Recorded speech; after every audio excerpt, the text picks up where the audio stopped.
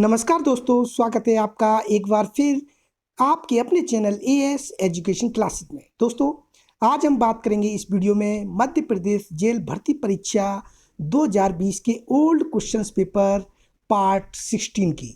दोस्तों, इससे पहले हम जनरल साइंस के ओल्ड क्वेश्चंस पेपर के 15 वीडियोज अपलोड कर चुके हैं, जिन्हें आप चैनल की प्लेलिस्ट में जाकर के देख सकते हैं और डिस्क्रिप्शन बॉक्स में मैं इन सभी वीडियोस की लिंक दे दूंगा, आप वहां से भी उनको देख सकते हैं। दोस्तों, अगर आप मेरे चैनल पर पहली बार आए हो तो चैनल को सब्सक्राइब कर लें, वीडियो को लाइक करें, शेयर कर दें और बेल आइकन को जरूर क्लिक कर दें। तो चलिए दोस्तों, वीडियो स्टार्ट करते हैं। आज का जनरल साइंस का पार्ट 16 का पहला क्वेश्चन है, वो है अ soil can hold very little water is. मृदा जो बहुत कम जल अवशोषित करती है वो कहलाती है। तो पहला ऑप्शन है लोमी यानी कि दोमट, दूसरा है पेरेंट रॉक जनक चट्टान, तीसरा है सैंडी और चौथा है क्ले यानी कि चिकनी। तो वह मृदा जो कम जल अवशोषित करती है उसका नाम है बालू। सैंडी जो बालू मृदा होती है वो बहुत कम पानी को एब्जॉर्ब करती है। तो ऑप्शन नंबर 3 इसका करेक्ट होगा। अगले क्वेश्चन की तरफ चलते हैं। अगला क्वेश्चन है क्वेश्चन नंबर 2। तारपीन के तेल का शुद्धिकरण किया जाता है। Turpentine oil can be purified bye. पहला ऑप्शन है भाप आसवन द्वारा, दूसरा है साधारण आसवन द्वारा, तीसरा है प्रवाजी आसवन द्वारा, चौथा है कम दाब पर आसवन द्वारा। तो तारपीन के तेल का जो प्यूरिफिकेशन किया जाता है वो किया जाता है स्टीम डिस्टिलेशन मेथड के द्वारा, भाप आसवन विधि के द्वारा। तो ऑप्शन नंबर 1 इसका करेक्ट होगा। अगले क्वेश्चन की तरफ चलते हैं। अगला क्वेश्चन है क्वेश्चन नंबर 3। निम्न विद्युत ऋणात्मकता का सही बढ़ता क्रम है। Sulphur, phosphorus, nitrogen, oxygen. दूसरा ऑप्शन है ऑक्सीजन, नाइट्रोजन, सल्फर, फास्फोरस, तीसरा है फास्फोरस, सल्फर, नाइट्रोजन, ऑक्सीजन और चौथा ऑप्शन है फास्फोरस, नाइट्रोजन, सल्फर, ऑक्सीजन। तो हमें सबसे पहले उस क्वेश्चन में सबसे कम विद्युत ऋणात्मकता रखनी है, उसके बढ़ते क्रम में रखना है। तो इसका जो सही क्रम होगा वो होगा ऑप्शन नंबर 3। फास्फोरस की सबसे कम होती है, फिर सल्फर की, फिर नाइट्रोजन की, फिर ऑक्सीजन की। तो ऑप्शन नंबर 3 इसका करेक्ट होगा।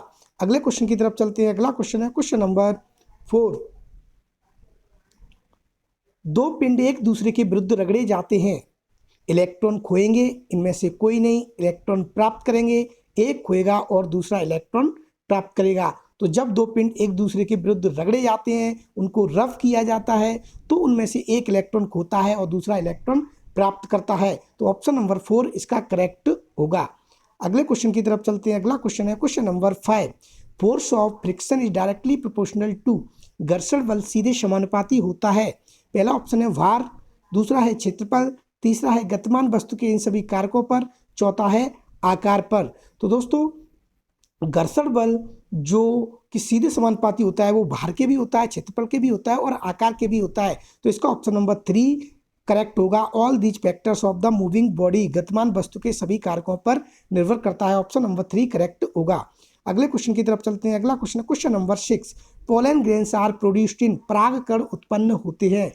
परागकण पोलन ग्रेन्स उत्पन्न होते हैं। तो सबसे पहले हमें जानना है कि परागकण होते क्या है। परागकण जो फ्लावर की फूल होता है उसके स्पर्म होते हैं, या हम कह सकते हैं ओव्यूल होते हैं। तो इसका पहला ऑप्शन है वो है स्टिग्मा से, दूसरा है फिलामेंट, तीसरा है स्टाइल, चौथा है एंथर।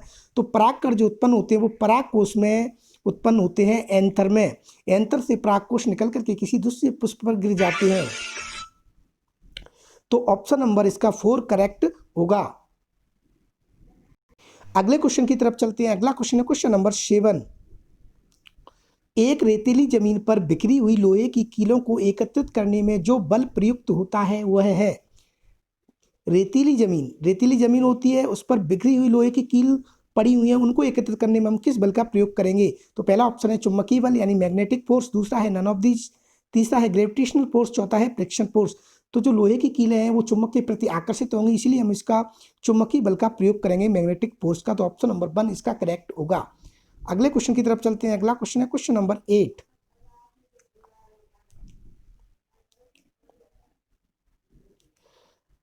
आज सूर्य के अपने चरम शीर्ष पर होने के समय में अगले दिन पुनः चरम स्थिति पर होने के मध्य के समानांतर का निर्धारण किया जाता है। तो पहला ऑप्शन है पृथ्वी का अपनी अक्ष पर घूर्णन द्वारा, दूसरा है सूर्य के पारित पृथ्वी के घूर्णन तथा परिक्रमण द्वारा, तीसरा है सूर्य के चारों ओर पृथ्वी के परिक्रमण द्वारा, चौथा है पृथ्वी घूर्णन अक्ष के द्वारा।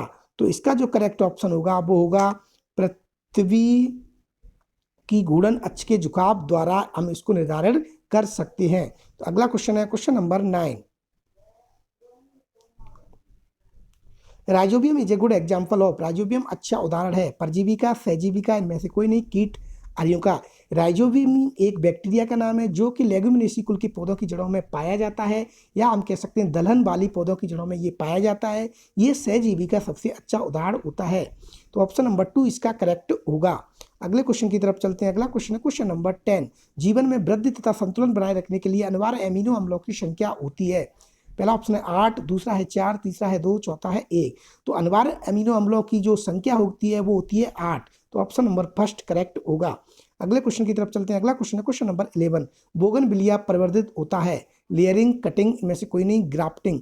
तो बोगनविलिया जो होता है वो कटिंग के द्वारा हम उसको दूसरी जगह लगा सकते हैं। तो ऑप्शन नंबर 2 करेक्ट होगा। अगले क्वेश्चन की तरफ चलते हैं। अगला क्वेश्चन है क्वेश्चन नंबर 12। प्रबलता ध्वनि कोण खालिस्तान का मापक है। प्रबलता, loudness is the measure of blank space of a sound. तारत्व, बारीकपन, अप्रियता, भारीपन, लंबाई। तो ये लंबाई का मात्रक होता है। तो ऑप्शन नंबर 4 इसका करेक्ट होगा। अगले क्वेश्चन की तरफ चलते हैं। अगला क्वेश्चन है क्वेश्चन नंबर 13। दो अमिश्रणीय द्रवों को निम्न विधि से पृथक कर सकते हैं। ऐसे द्रव जो एक दूसरे में मिश्रित नहीं होते हैं उन्हें हम अमिश्रणीय द्रव बोलते हैं। इनको पृथक करने के लिए कौन सी विधि प्रयोग में लाई जाती है?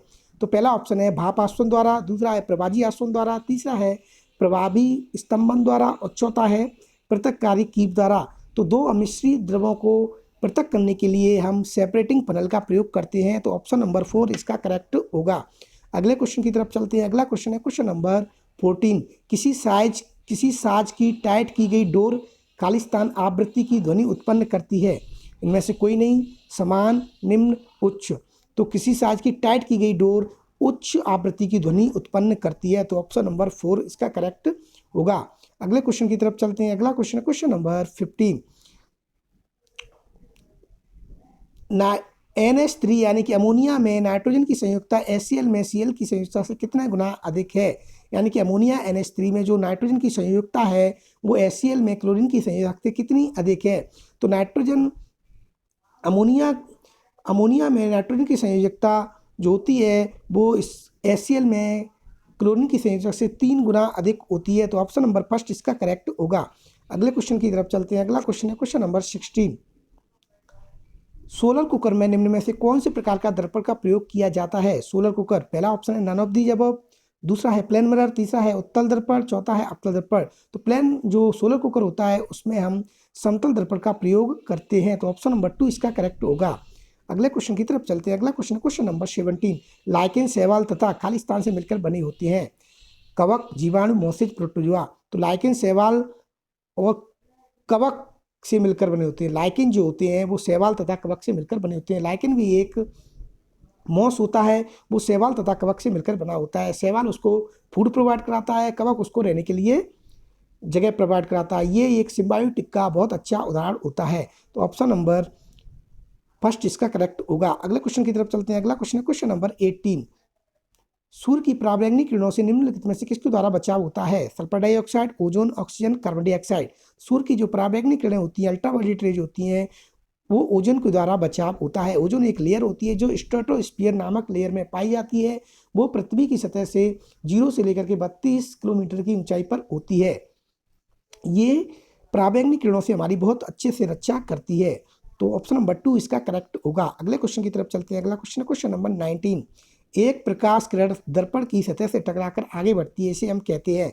इनमें से कोई नहीं, अभिलंब, परावर्तित किरण, आपतित किरण। तो इसको हम बोलेंगे परावर्तित किरण। जब एक प्रकाश किरण किसी समतल दर्पण से टकरा करके वापस लौट जाती है तो आने वाली को हम आपतित बोलते हैं, जो टकरा कर जाती है उसे हम परावर्तित किरण बोलते हैं। तो ऑप्शन नंबर 3 इसका करेक्ट होगा। लास्ट क्वेश्चन है इसका, हल्के पदार्थ जो अपशिष्ट जल उपचार के दौरान तैरते रहते हैं उन्हें हम क्या कहते हैं? जैव गैस, कीचड़, नाली, मैल। तो हल्के पदार्थ जो अपशिष्ट जल उपचार के दौरान तैरते रहते हैं उन्हें हम स्कम या हिंदी में बोले तो मैल कहते हैं। तो ऑप्शन नंबर 4 इसका करेक्ट होगा। तो दोस्तों ये था part 16 general science old question paper jail प्रहरी भर्ती 2000 20 के अगले वीडियो में फिर मिलेंगे पार्ट 17 के साथ। तब तक के लिए जय हिंद, जय भारत।